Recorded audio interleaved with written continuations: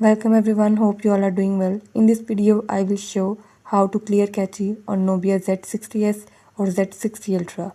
Before starting this video, please press the bell icon or do subscribe this channel.